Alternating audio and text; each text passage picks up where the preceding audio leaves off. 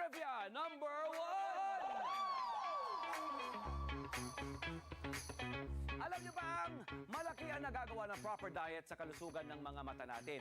Ang omega-3 fatty acids na matatagpuan nga raw sa isda, lutein na nasa green leafy vegetables at mga pagkain mayaman sa vitamin C gaya ng citrus fruits ay nakatutulong para labanan ang mga problema sa mata na dala ng pagtanda.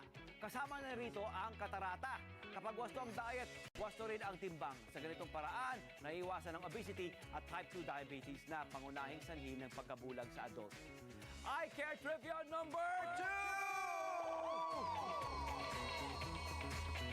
2! Happy birthday, Felix Masaganda! Kuya Felix! Hello po, Ma'am Marisa Masaganda! We love you both. Nakatutulong din ang regular exercise sa pangangalaga ng ating mga mata. Ayon sa eye specialist of Louisiana sa Amerika, ang aerobic exercise o ehersisyo nagpapataas ng tibok ng puso ay tumutulong sa pagpoprotekta ng cells sa mata. Lumalakas din ang agos ng dugo sa optic nerve at retina na kaya nakatatanggap ang cells ng oxygen at nutrients.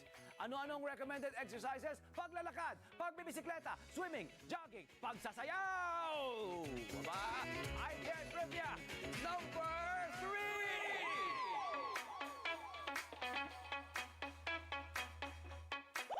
Magsuot ng sunglasses, hindi lang pamporma, pero para maprotektahan din ang inyong mga mata.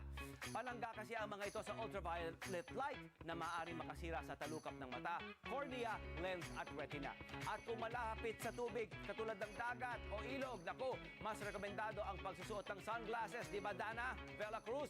Kasi bukod sa ilaw na nanggagaling sa araw, natatamaan din ang mata ng ilaw na nagre-reflect sa tubig. Ayun! Ayan! I Care Trivia number 4!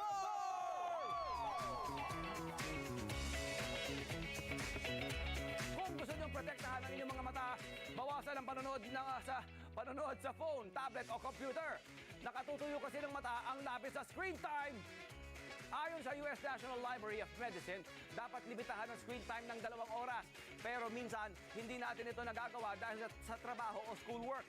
Kaya't ang dapat gawin, mag-break every 20 minutes sa pamamagitan ng pagtingin sa isang bagay na 20 feet ang layo mula sa'yo.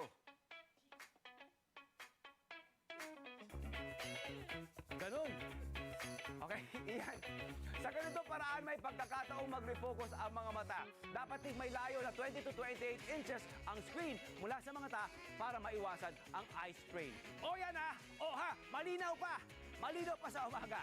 Nakita nyo na ang kahalagahan ng pangangalaga ng mata. Malinaw na malinaw. Tandaan, kapag paningin ay inaalagaan, ang buhay mas magaan. Malinaw ang paningin sa buhay. Sali marami kayong natutuhan ngayong umaga. Tandaan, if Tony knows, everybody knows!